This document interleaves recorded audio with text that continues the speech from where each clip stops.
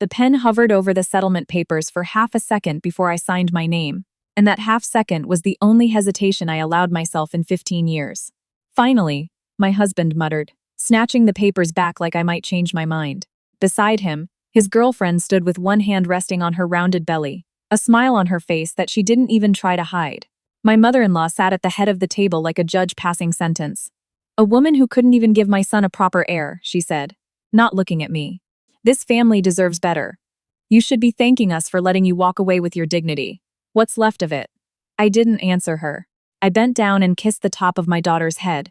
She was pressed against my hip, 6 years old and too quiet for a child her age, and I told her to get her backpack from the hallway closet. "Where are we going, Mommy?" she whispered. "Somewhere new, sweetheart."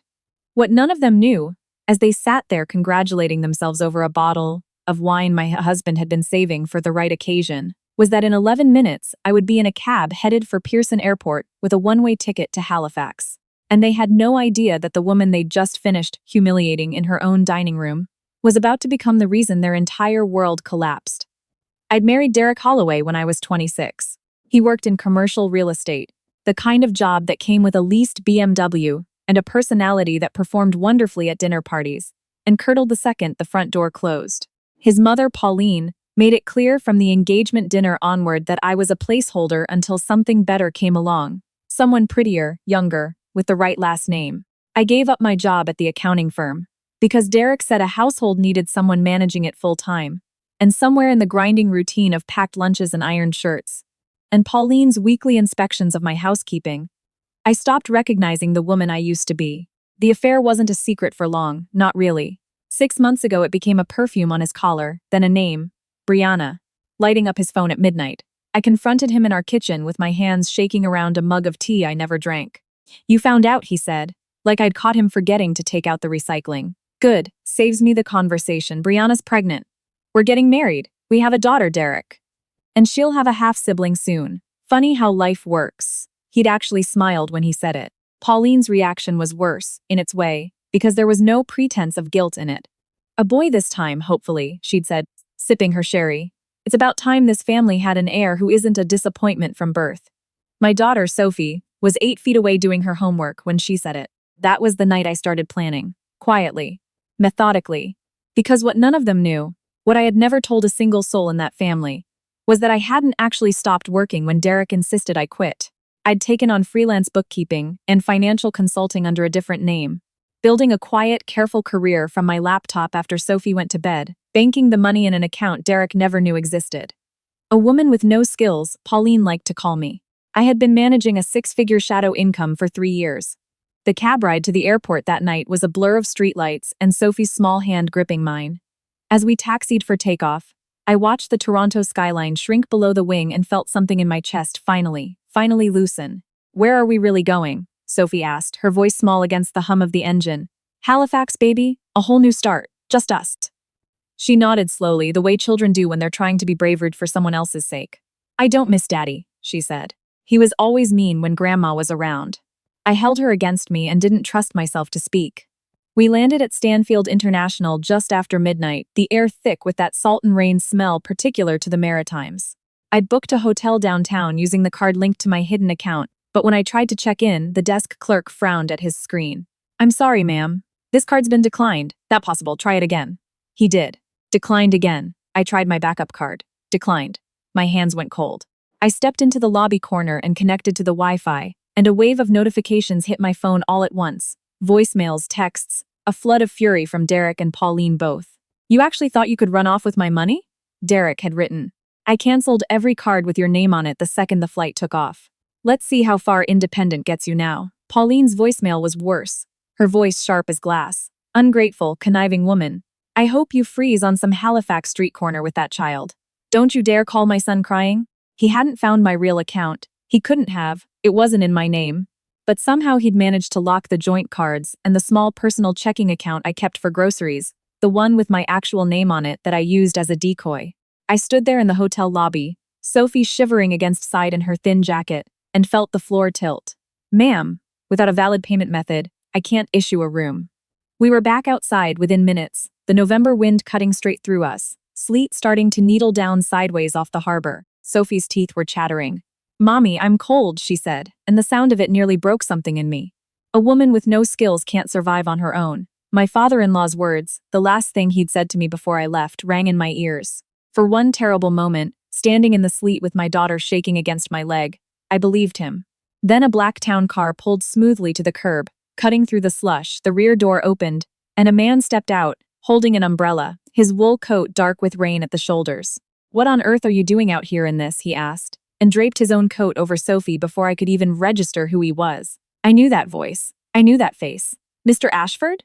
What are you doing in Halifax?" Warren Ashford was the regional director for Lyndhurst Capital, the British-Canadian investment firm that happened to be the single largest client of the brokerage where Derek worked. I'd met him twice, years ago, at a holiday function I'd been dragged to as Derek's wife. The dutiful spouse standing silent at the edge of the room while the men talked numbers. "Get in the car, please. Your daughter's going to catch her death out here." His tone left no room for argument. In the warm leather interior, heater humming, Sophie's shivering finally easing, he turned to me with an apologetic expression. "I have to confess, this wasn't entirely a coincidence. I received a call this evening, strong instructions frankly, to make sure you arrived safely. He arranged the hotel for you originally. We had no idea your ex-husband would go so far as to lock your accounts. I'm sorry for the delay in reaching you." "He? Who's he?" Warren smiled. "Your employer. And, I should say, my business partner of many years, Mr. Whitfield." I sat back against the seat, my breath catching. Reginald Whitfield. The man who'd given me my start out of university, who'd been the one to find me again 3 years ago, when I quietly reached out looking for freelance work. The man I'd been doing financial consulting for under the business name Marlowe Advisory ever since. He was the only person on either continent who knew my real income, my real talent, my real name on the contracts that paid more than Derek ever had. "He told me you'd finally left that situation," Warren continued, tapping at a tablet. "Said it was long overdue. From this point forward, you'll be working out of our Halifax office directly. Senior analyst. Your desk is already set up." I let out a breath I felt like I'd been holding for 15 years. Sophie, wrapped in Warren's coat, had already drifted to sleep against me. "There's something else," Warren said, his tone shifting. He turned the tablet toward me. Transaction records, flagged accounts, a name I recognized instantly. Holloway and Pierce Capital, the brokerage Derek worked for. "We've noticed unusual movement tied to a fund your husband manages. We'd already begun looking into it quietly before tonight." "Derek? Embezzling?" "We can't say for certain yet, but the pattern is troubling. If it's what it looks like, this isn't a quiet firing. This is criminal." Then he told me the second thing, the thing that made my stomach drop in an entirely different way. "We ran a background check on Brianna as a precaution. Your husband's fiancée." His expression turned careful. "Do you have reason to believe that child is his?" I thought of the unnatural triumph on Brianna's face at the dinner table, the way she touched her belly like she was holding a winning lottery ticket rather than carrying a child. "What did you find?" "She's been involved with at least one other man recently, a senior partner at Derek's own firm." Warren let that sit. "We believe she may have targeted your husband specifically, believing he'd be the easiest mark for a significant settlement." The car pulled up outside a handsome stone townhouse in the city's south end. "This is yours now for as long as you need it," Warren said. "Fully furnished, secured, stocked. Get some rest. Tomorrow, we start unwinding what's actually happening at that firm." Standing in the doorway with Sophie asleep on my shoulder, I looked back toward the harbor, toward the lights of a city I'd never lived in, and felt something cold and clear settle into place behind my ribs. Let them celebrate tonight, I thought. They have no idea what's coming. While I settled into a quiet stone house 1,100 kilometers away, Derek's family was celebrating in the kitchen I'd scrubbed for 15 years. "Finally," Pauline said, slicing a cantaloupe with theatrical relief. "That gloomy woman is gone. The house feels lighter already." Brianna, draped across the sofa in a silk robe, agreed with a sigh. She was exhausting to be around, always so serious. Derek laughed and pulled her closer, a new watch glinting on his wrist, one I'd never seen, the kind that cost more than our first car. "She's probably begging on some street corner in Halifax right now," he said. "I locked every account with her name on it. Let her come crawling back. Not that I'd take her calls." 2 days later, he took Brianna and his mother to a private obstetrics clinic in Midtown. The kind with a doorman and a waiting room that smelled like eucalyptus. "Only the best for the future Holloway heir," Pauline announced to the room, loud enough that strangers turned to look. The technician squeezed gel onto Brianna's belly and the screen flickered to life. "Strong heartbeat," she said warmly, then paused, scrolling back through the chart. Her brow creased. Miss Reyes, you're measuring right at 20 weeks here. That puts you at 5 months along. That's not right, Derek said slowly. We've only been together 3 months. The technician frowned at her screen again. I also see you were in for an early scan 2 months ago, with a different, she checked the file, with a Mr. Cole Pemberton listed as the partner present that day. The silence in the room went thin and sharp as wire. Brianna's face drained of all color. There's some mistake, she said too fast. The machine's wrong. Derek's phone rang before anyone could say another word. His managing partner, voice loud enough that Pauline could hear it from across the room. Derek, get back to the office. Compliance is pulling every file you've touched this quarter, now. His hand went slack. The phone clattered to the tiles. The next morning, Halifax woke up clean and bright after the storm. I tucked a second blanket over Sophie, asleep on the sofa in the stone house, and told her I'd be back before she woke. Warren had a car waiting. We drove to Lyndhurst's offices in a glass tower overlooking the harbor, and at the top floor, behind a heavy door, Reginald Whitfield was waiting at his desk. Older now, silver at the temples, but the same warm, sharp eyes I remembered from 20 years ago. Thank you for coming, Marlowe, he said, using the name I'd built for myself, instead of the one Derek's family had spent 15 years diminishing. Your ex-husband called you a woman with no real skills. I'd say that's the single worst piece of due diligence in the history of that family. He slid a tablet across the desk. Your report on Holloway, the one you sent before you left. Flawless, as usual. I pushed it directly to compliance and they've opened a full investigation. There's a snag, though. Several $1 million have gone through a maze of shell accounts and we've lost the trail. I took the tablet. Rows of numbers, transfers, dummy holding companies. Chaos to most people. A clear pattern to me. My fingers moved across the screen, faster than they ever had hiding in a guest bedroom while Derek watched golf downstairs. There, I said quietly, 20 minutes later. Every shell company routes back to one account. Cayman-based. I pointed to the listed director. Warren leaned in and went pale. That's the same name from the clinic file, Cole Pemberton. Reginald's eyes lit with something between admiration and fury. Brianna and Pemberton, working together from the start. Your husband wasn't just unfaithful. He was the mark. I laid it out for them. Cold and clean, Derek funneling client funds into what he believed were legitimate investments.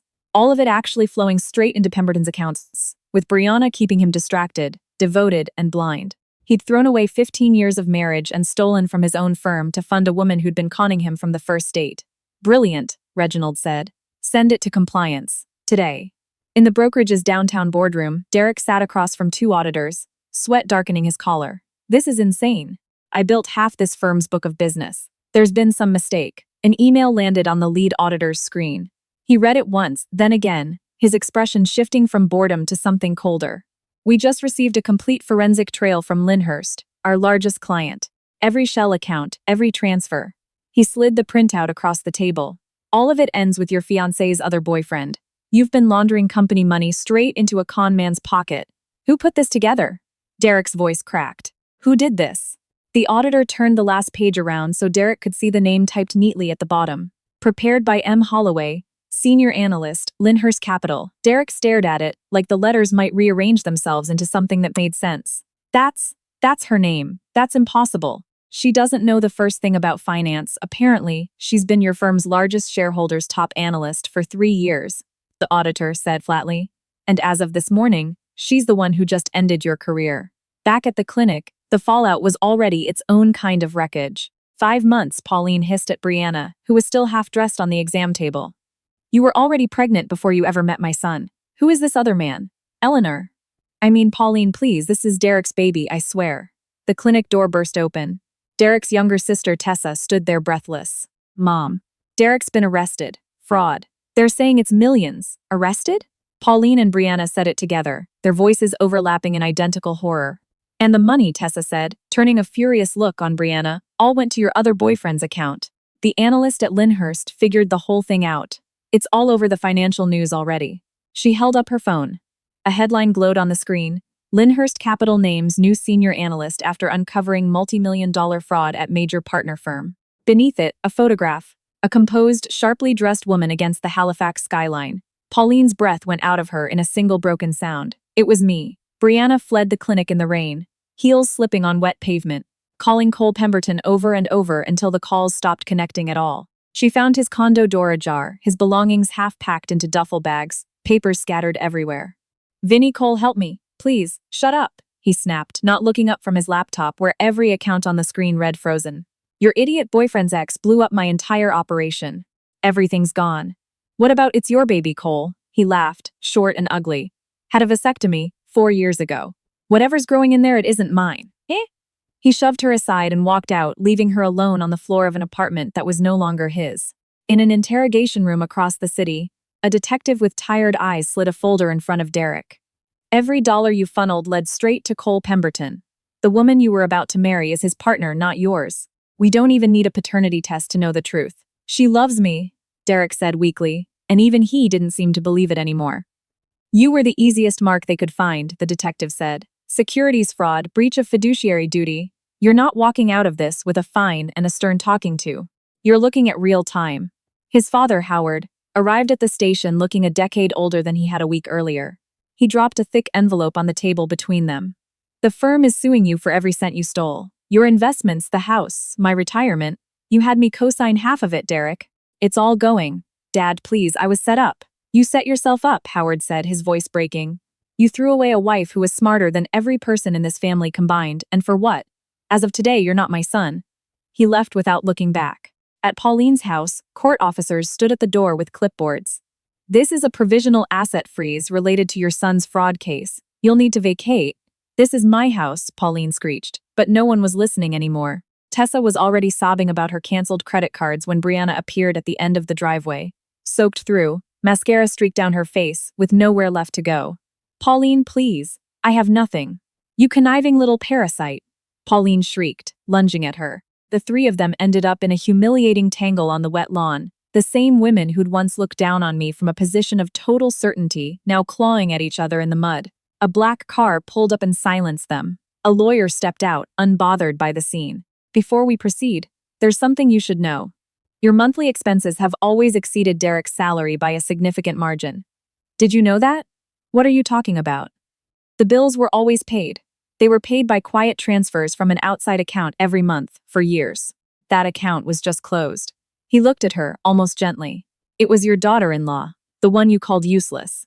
Pauline's eyes rolled back, and she went down onto the wet grass in a dead faint. Back in Halifax, sun spilling across the harbor through floor-to-ceiling windows, I sat at my desk, tracing the last of Pemberton's network, and found something unexpected.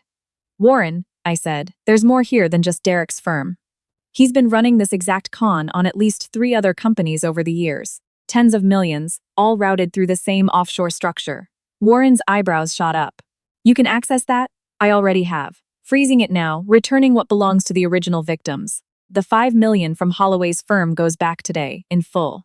At a private airstrip outside the city, Cole Pemberton stared at his phone, screaming at no one as every account he owned hit 0 in the same instant. Police cars surrounded the runway before he made it 10 feet toward the plane. That money's gone for good, the detective told Derek later, sliding a printout across the table. Lyndhurst returned the full $5 million to your firm this morning. For 1 second, something like hope flickered across Derek's face. So there's no actual loss. Maybe they'll drop it. You're still going to prison for fraud regardless of restitution, the detective said. And the firm's filing a separate civil suit. $8 million in damages for reputational harm. Fraud debts don't disappear in bankruptcy, Derek. Not here. Not anywhere. You'll be paying this for the rest of your working life. Derek's face went the color of ash. And since your parents co-signed your investment loans, the detective added, almost as an afterthought, they're on the hook for it too. A week later, in a downtown boardroom that still smelled faintly of the firm's old mahogany furniture, the family was assembled for a creditors' meeting. None of them wanted to attend. Derek sat in a wrinkled shirt, a faint stubble shadowing his jaw, hands cuffed beneath the table. Pauline had traded her usual cashmere for something off a clearance rack. Tessa wouldn't stop checking her phone for messages that weren't coming. The door opened.